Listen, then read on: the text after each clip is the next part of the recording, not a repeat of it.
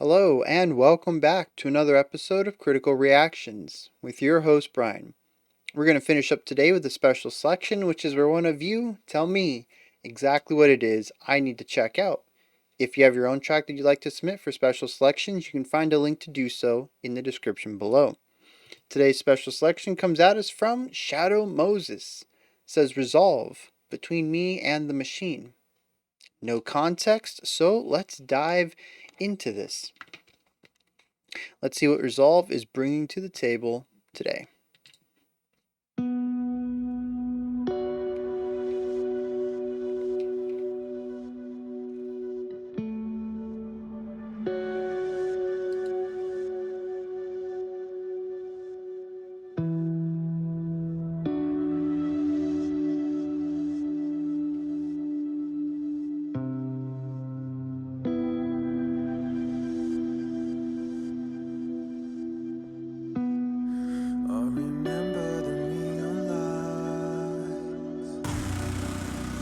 Ooh.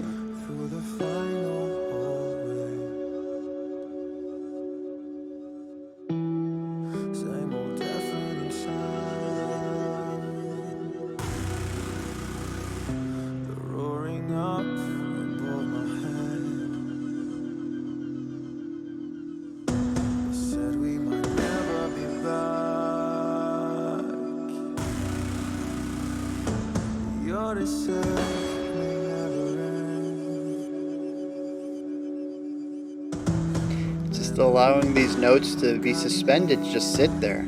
I love it.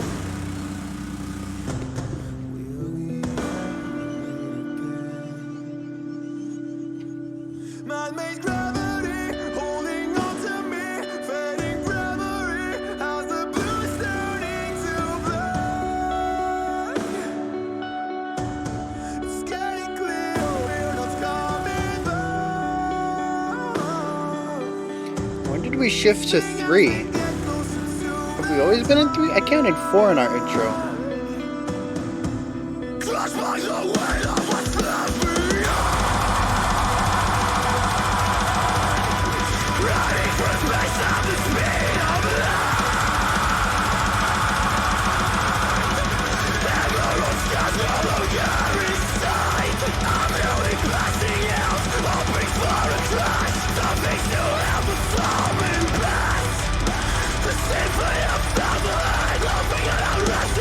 The strings are doing a great job of widening this out.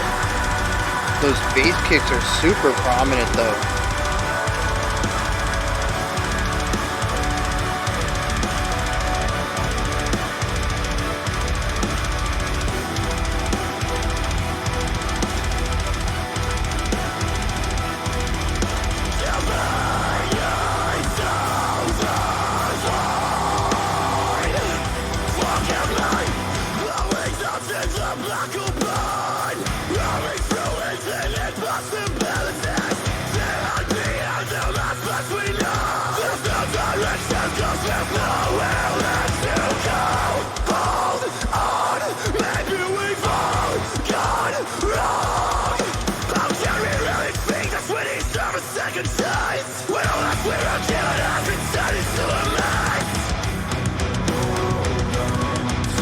Yeah, really great at driving atmospheric ideas throughout this track.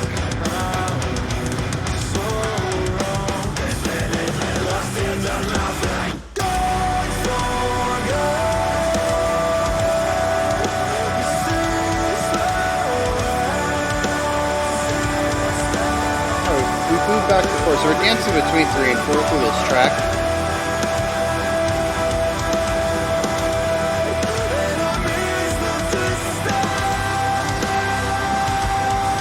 Layering the screams with the cleans.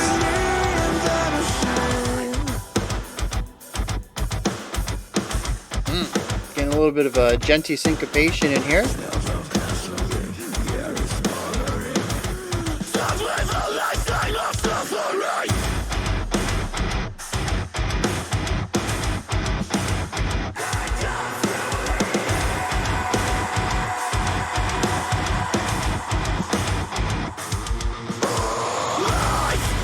So good with the little details. That's what's really making this stand out for me.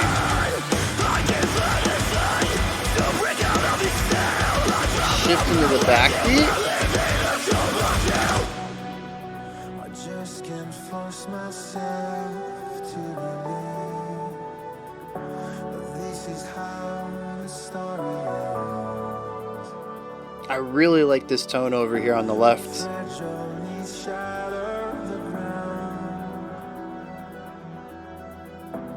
Drowning in tears as I forget.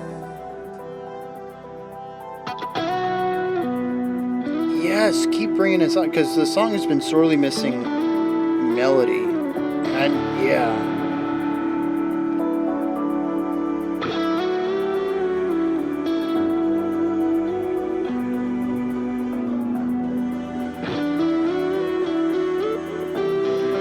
What do we got? Rhythmic triggering over here, or like a MIDI hi-hat?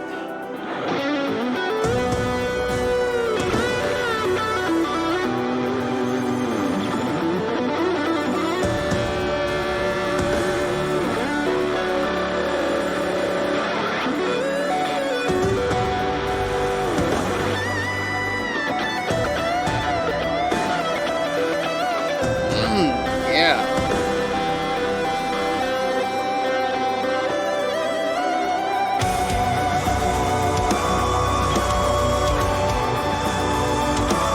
Bringing it all together.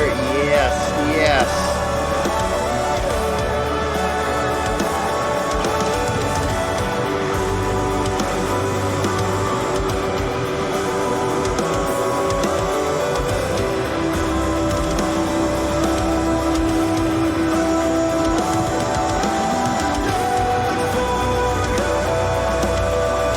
Yeah, bringing back the chorus in a new context here.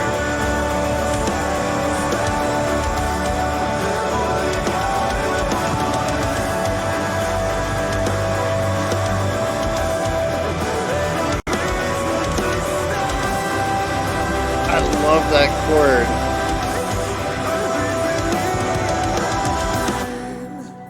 Yeah.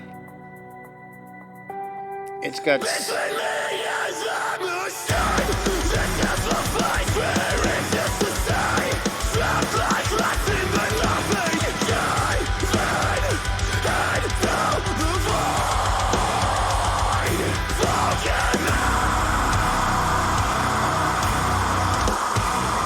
Oh, yeah.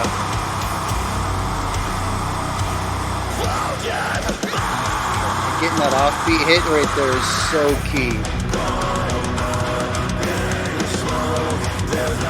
I love the heavy layered vocals against the tom. It's really big and epic.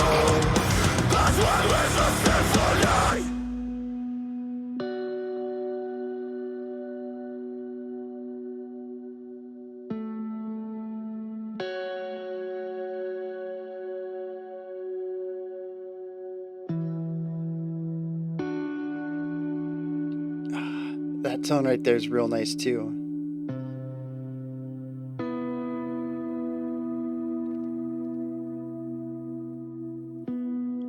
I remember the neon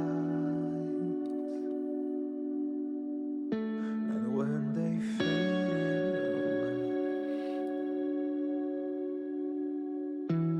never thought I'd miss the sound. I'll carry our love to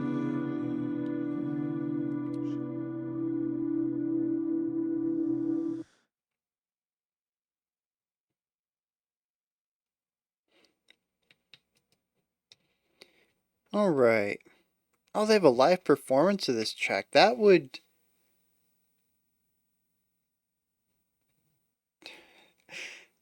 Do I start over and check that one out instead?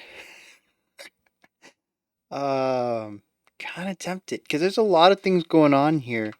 I'm real curious about whether it's... Well, I guess it's more of a performance side, whether they have a dedicated keyboardist. Would need a lot of keyboards. There's quite a few times where we have multiple simultaneous voices that would need to be relegated to a keyboardist. or if it's just all backing. Maybe they're just a traditional rock quartet, maybe a quintet. Well, actually, no, it looks like the guitarist is the vocalist. So we're gonna say quartet here. Um, and they just have backing electronic sounds. Um, yeah, I guess I'm not. I don't need it too much. Just it'd be nice to answer that performance question for me. I'll probably look at it later though on my own because I do. Yeah, I enjoyed this. So as usual with these lengthier, multifaceted tracks, this analysis is mostly going to be overarching themes rather than deep digs into specific sections, um, because it is a linear track sitting at 8.5 minutes long. There's way too much musical information in here for me to remember every single nuance. So we're going to be looking at overarching ideas of what they do in most of their sections, um, and maybe if there's something specific I remember about a specific moment, I'll dive into that. Um, so yeah, let's look at what's going on here. They bounce back and forth between two primary modes of writing. One is heavily based in rhythmic and textual concepts, and the other is lightly based in uh, melodic components. And it's interesting to hear them bounce back and forth between the two until we get to the final, second to final moment, I think it is, third to final section. Pretty close to the end though, and we actually get to hear a combination of a lot of ideas, and that was easily the highlight for me. Um, but there's also something else that I really enjoy in this track, and it's their attention to details. There are very few sections in here where I didn't think to myself at one point, oh, that's a cool addition. That really brings this out. That really widens the track. That really complements what's going on over here. The core metal elements of this kind of, I mean, this is what I would call an iterative band. They're very good at playing what feels to me as a type of metalcore with rhythmic syncopation and textural highlights as their primary use of uh, composition. But they have such a unique spin and perspective to put on it that, to me at least, it stands out within this very saturated genre. And I think that's what I want to dig into most. Because if we look at just what the guitars are doing, just what our vocalist is doing, just what the drums are doing, just what the bass is doing, um, there are going to be a couple of moments like, oh, that's a nice drum fill, or, that's an interesting guitar idea, but a lot of it tends to fit within one idea, which is texture and atmosphere. What kind of emotion are we going for, which is going to designate what kind of chord progression they have, and what is the feeling of this section, which designates how they approach their textures. So some sections are just going to be really fuzzy and riffy, where it's just the chord and just kind of laying the chord down so that you're getting the distortion and compression from the guitars as your foundation for what's sitting above it, which in a lot of these situations were vocals. Maybe there is a rhythmic component, like in the gent section, where it's about the rhythmic bite and syncopation against the core time signature, against that core beat, the heartbeat of the track, and how we can rhythmically segregate our lead instruments from the beat itself. Um, and those are the two ways that the guitars, both the guitar and the bass, tend to get utilized. There is one melodic moment for the guitars. It is relatively short compared to everything else the guitar does. So primarily our guitar sits there to either create the texture, add the chord, or to be rhythmically interesting. It very rarely takes any role other than that. There are a variety of ways that those sections are utilized. It's not like, oh, this is just chords, this is just rhythmic, this is just chords, this is just rhythmic. Um, they do have some ways to keep things fresh as the song continues on, but the guitar pretty much always works within those within one of those frameworks. Usually two at the same time. The like I said, the bass is pretty much in that same role, just filling out the lower end rather than a bit of the a higher pitch. Our drums are usually working within a metronome. I was going to say megaphone. Metronome style of playing, of laying down the tempo and the time signature, and occasionally giving some extra texture, such as the double bass kicks that we saw at the beginning, of just laying down that constant, 16th note attack with that thumping bass kick. There are a few really nice drum fills across the track, but for the most part, it kind of is relegated to the background. It is there to tell the time. Not like a clock, but like the time signature. There is a digital drum kit as well in here. I don't think it's used a lot. I heard the hi-hat uh, in the quiet section, and it was basically just doing the time, and then every once in a while you get this really quick, like 16th to 32nd note roll on it. And I'm not saying it couldn't be done on the kit, but it also persisted past that moment when the drum kit came in with their flams, and flams are double stick hits on one of the drums. There is no way that you can do two hits on the snare and a hit on a hi-hat. So I'm going to assume that that was a digital drum kit, which could also mean that there's more digital percussive elements that I just didn't pick up on this first listen, because it is a very dense track to listen to. Um, but yeah, I do really enjoy that there are both acoustic drums and electric drums, and that they work simultaneously with each other to create specific timbres, unified timbres, rather than something that would have them, fighting against each other or something in that realm. Now, that is just the moments that are more metally, though.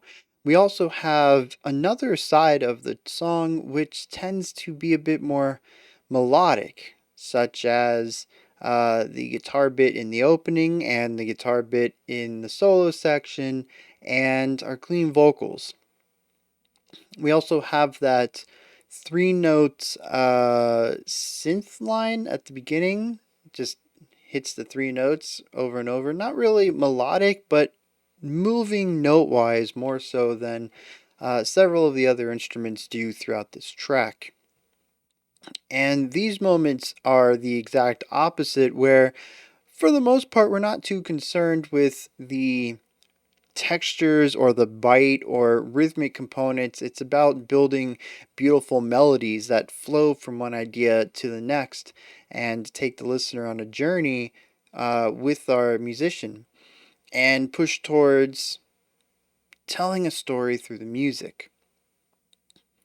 And I really enjoy these moments. I think that they are a great counter to what the rest of the track is doing, while also creating sections that stand on their own, not just in contrast to what comes around it, but on what they're doing entirely by themselves.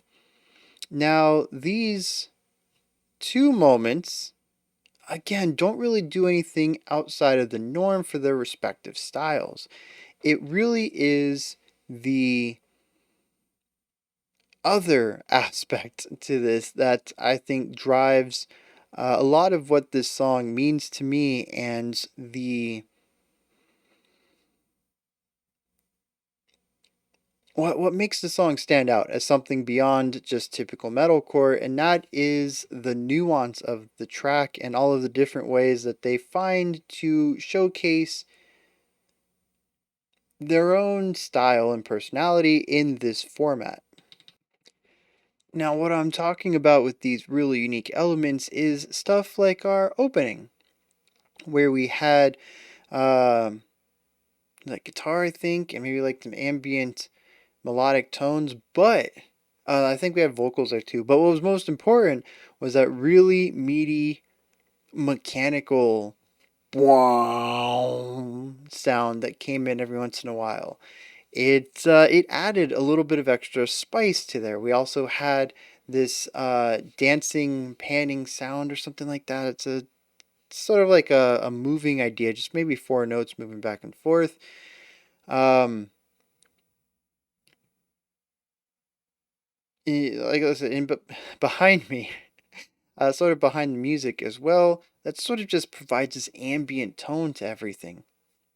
And then there's also the moment later on where we get just some little ornamental ideas.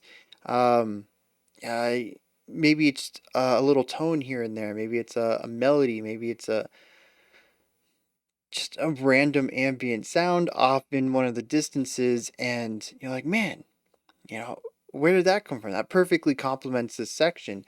And that's what I'm talking about with a lot of this track is it's not so much just the metalcore sound itself. That is certainly a powerful iterative sound. It's they've really refined down what the metalcore aspect of this track is, but it's the little nuances. It's the oh, here's another good one. It's the vocal layering that we got near the end. It was one of the clean sections, and they decided to add in this distorted growl, maybe over on the right. Oh, and during the melodic guitar moment in the bridge, I think it was, we had a vocal on top of it. Well, the vocal by itself would have been a bit weak for this section, so they decided to give it a bit of reverb and width, and also maybe triple track it. There was a lot of extra power behind it, even though it wasn't very powerful volume wise.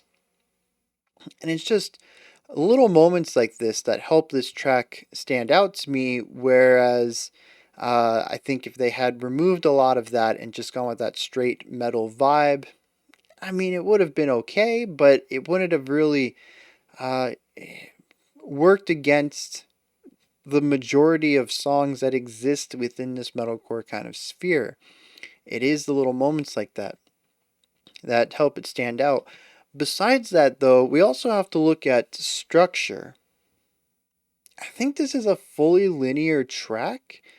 I picked up our intro as our outro, and I think we did have a chorus from earlier on get reutilized in the last minute or two, but everything in between, that's like 6 minutes of just a new idea after a new idea after a new idea. And I mean, for better or worse, I really enjoyed the novelty of the frequency of ideas being thrust at me, but I'm sure some people might feel that this song moves a bit too quick.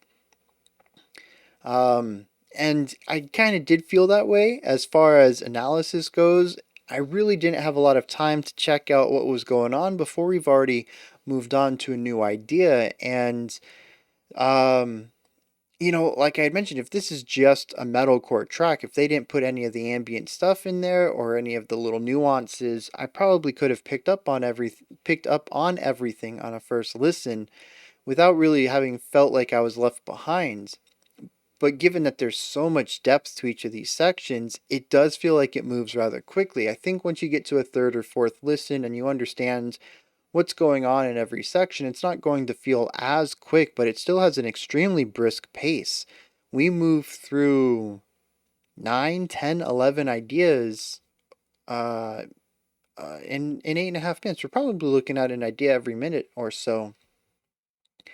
And through that, we end up just checking out a track it that just books from beginning to end, and I enjoy that on a casual level. There's rarely any moment when I'm thinking, man, I really wish this would progress, because long before I've gotten to that point, we're already in the next section or maybe the one after it. And then mix that with the metalcore sounds and a lot of the ambient nuances, and I'm really enjoying this on both a critical and a casual level. But like I said, I can definitely see people who might want some of the sections to stick around a little bit longer and find that the song moves at too brisk of a pace for them. But For me, it works. Let's dive into some lyrics here and see what's going on. There are a lot of lyrics here. Um, I remember the neon lights through the final hallway, same old deafening sound, the roaring up above my head. They said we might never be back, the odyssey may never end. Your memory, my guiding light, will we ever meet again?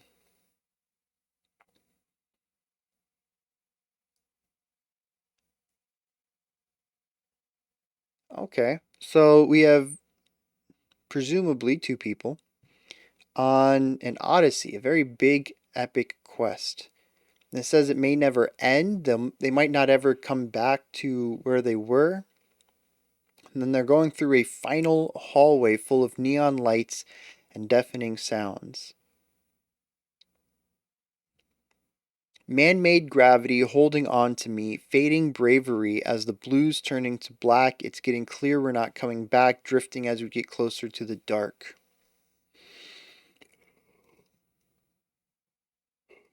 Sorry. It almost has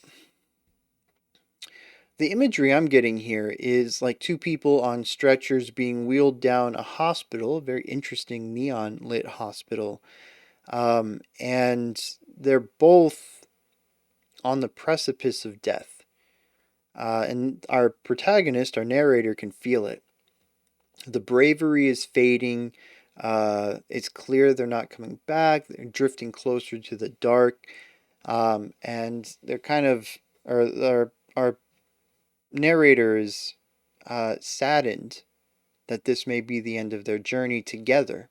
I don't know if there's so much negativity towards the fact that they're passing so much as that they won't be together anymore. That seems to be the bigger problem. Crushed by the weight of what's left behind, riding through space at the speed of light, emerald skies no longer in sight.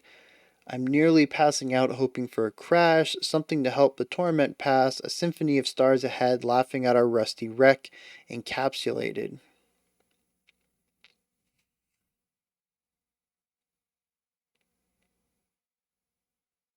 See, and this is starting to call into question some of the lines before. How metaphorical is this? The neon lights, are they real neon lights, or is that a metaphor for something that looks like neon lights? The final hallway, is that a real hallway, or is it a metaphor for a hallway? Because we get here, we have crushed by the weight of what's left behind. So now we're giving physical presence to things that have been things that are gone, things that aren't around anymore. Riding through space at the speed of light, probably not in space. Emerald skies no longer in sight. I don't know what that refers to. I'm nearly passing out, hoping for a crash. It almost feels like to me that they already have crashed. Something to help the torment pass. So whatever this crash is would cease their pain. A symphony of stars laughing at our rusty wreck. And there already is a wreck, right? So there's a lot going on here that's on a metaphorical level that I'm not quite grasping what they're aiming for. Giving into the void, forgive me.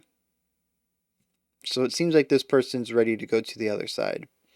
Glowing dot in the black open, roaming through infinite possibilities. They hide behind their maps, but we know there's no direction because there's nowhere left to go. Hold on, maybe we've all gone wrong. How can we really think that we deserve a second chance when all we were given has been turned into a mess? Hold on to love, there's nothing left but memories. I've been so wrong, infinitely lost into nothing.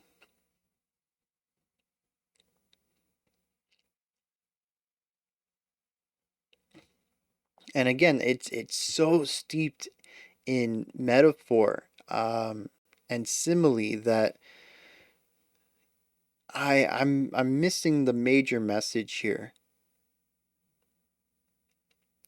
A glowing dot in the black open.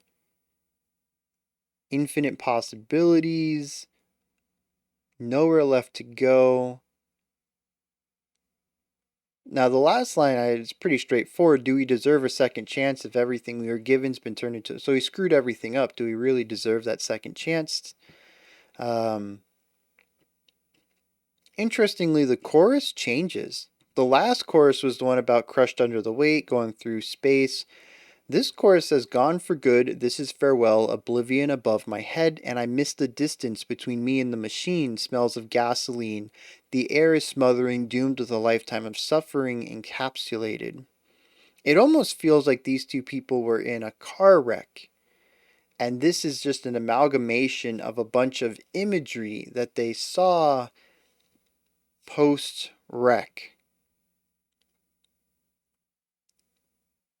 That's going to be also induced by possibly a head injury that is causing some of the visual stimuli to have completely different readings in the mind or have memories tied to them in different ways, which is creating all the metaphorical elements.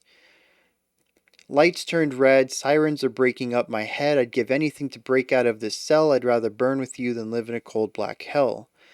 I just can't force myself to believe that this is how the story ends. My fragile knees shatter the ground, drowning in tears as I forget.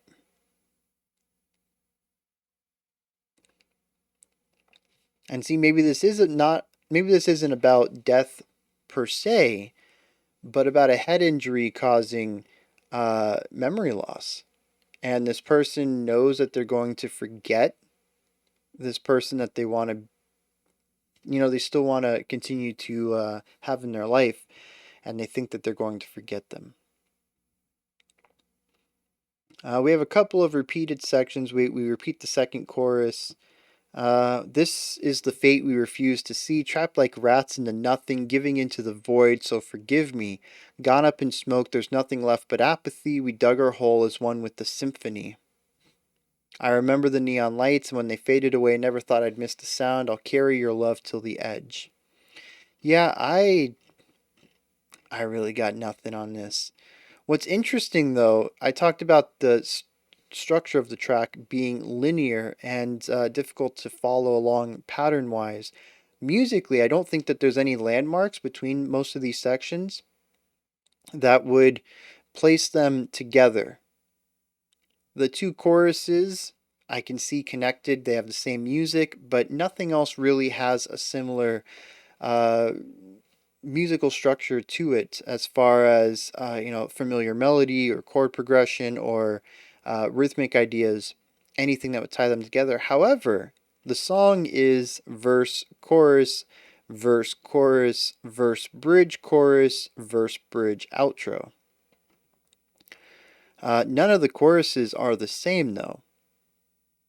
The verses all have varying lengths to them, and they all had different musical qualities to them. There's two bridges, both of them have very different lyrics to them.